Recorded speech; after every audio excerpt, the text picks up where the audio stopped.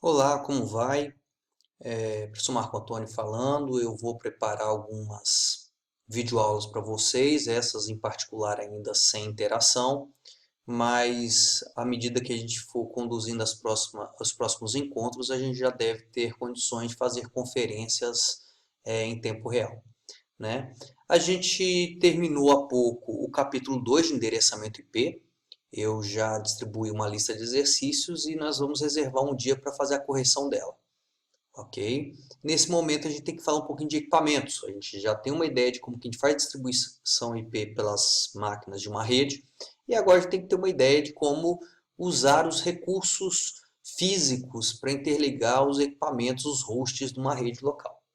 Ok?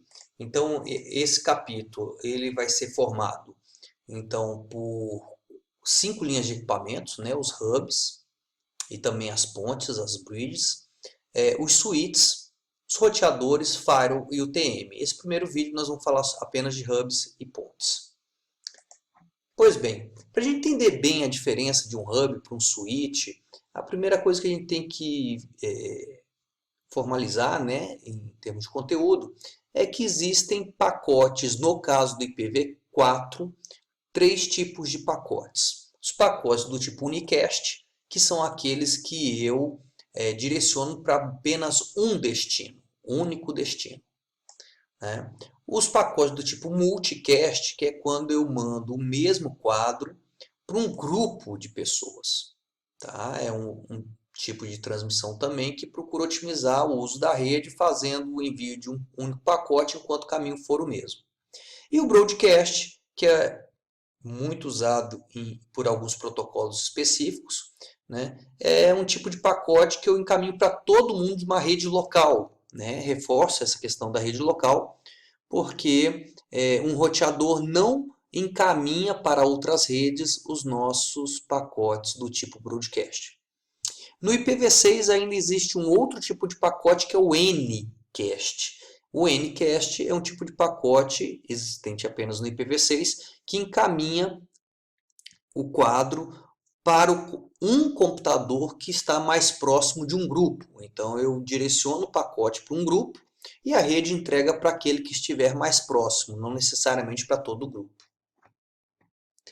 Além então de entender que existem pacotes do tipo unicast, multicast, broadcast e ncast, um outro conceito que a gente tem que levar em consideração é a questão do domínio de colisão, tá? Que é o grupo de máquinas, o grupo de interfaces que podem colidir entre elas. Isso é muito comum acontecer em redes com cabo coaxial, que já não existem mais, redes com uso de hub, que também é uma outra situação muito pouco provável de você encontrar, ou redes do tipo Wi-Fi. Essas sim, hoje muito comuns hoje em dia e que podem promover colisões quando dois ou mais dispositivos transmitem simultaneamente.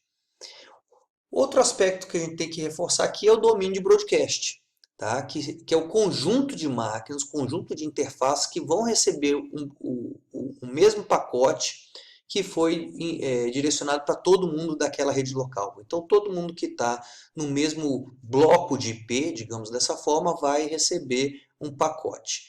Comumente, esse pacote sai da origem com um MAC address de destino com todos os bits em 1. Então, nós vamos fazer uma simulação daqui a pouco, vocês vão ver eu usando o endereço de destino FFFF para pacotes do tipo broadcast.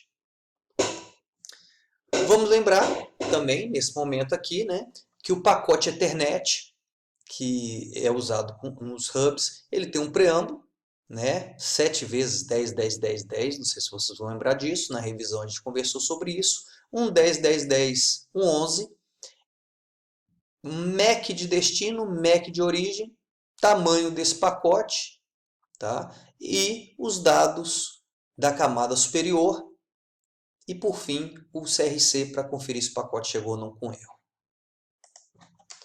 Pois bem, aqui eu estou dando exemplo de um equipamento. Então, o que eu já falei, repetindo um pouquinho aí os slides anteriores.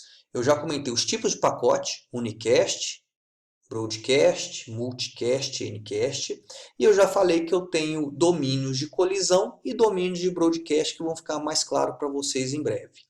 Aqui eu estou dando o exemplo de uma rede composta por hub, né, onde o Larry, né, a máquina do Larry, transmite um pacote, um quadro, e ele é enviado para todos os outros. Então é um equipamento que atua na camada física, ele não sabe onde começa o pacote, não sabe onde termina um pacote. Tá? Ele basicamente recebe bits por uma porta e retransmite em todas as outras, exceto daquela que veio a informação.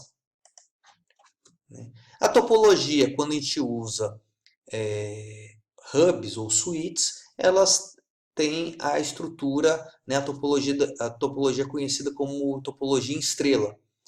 Quando você tem um hub aqui no meio, né, fazendo essa interligação, apesar da topologia física estar na forma de uma estrela, ela funciona como se fosse um barramento, porque quando um dispositivo transmite, todos os outros vão receber aquela sequência binária, como se fosse um único cabo distribuindo informação para todo mundo. Tá? Isso é um problema porque reduz muito o desempenho da rede e causa muita colisão, o que força a retransmissão dos pacotes perdidos.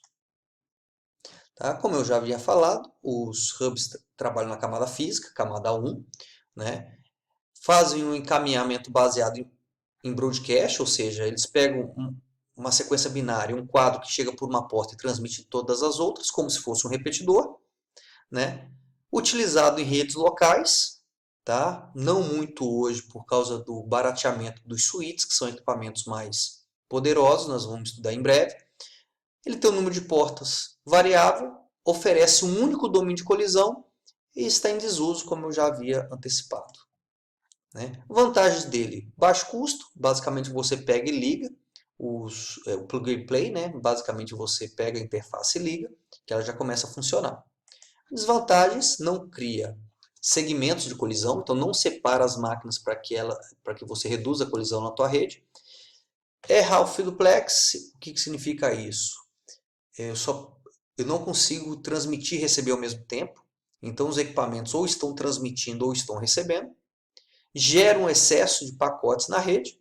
Não possui suporte a VLAN, que é um recurso que nós vamos ver em breve aqui em suítes. Sem gerenciamento e com grande risco de você criar um loop na rede, causando um problema conhecido como tempestade de broadcast. Quando eu interligo 3 hubs em anel, eles começam a gerar muito tráfego até a rede parar de funcionar.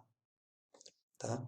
Uma forma de reduzir o domínio de colisão é colocando pontes, que são equipamentos mais inteligentes que o hub, que sabem quais são as máquinas que estão de um lado da rede e quais são as máquinas que estão do outro lado da rede. E só encaminha os pacotes de um lado para o outro se o destino realmente estiver do outro lado. Né? É um pouco do conceito das portas de switch que nós vamos estudar no outro material. As pontes permitem a comunicação entre hosts e servidores, trabalham na camada de enlace, aqui um grande detalhe, porque se ela trabalha na camada de enlace, ela já sabe onde um pacote começa e termina, e pode ser mais otimizada na hora de caminhar os pacotes de um lado para o outro. Faz um chaveamento dos frames, baseados nos endereços MAC, por isso que eu mostrei alguns slides anteriores o Ethernet, com MAC de origem e MAC de destino. Armazena os frames até que possam ser transmitidos, então tem um buffer. Trabalha com tabelas MACs, eu vou mostrar isso na prática em breve, e podem ser utilizados para compatibilizar segmentos.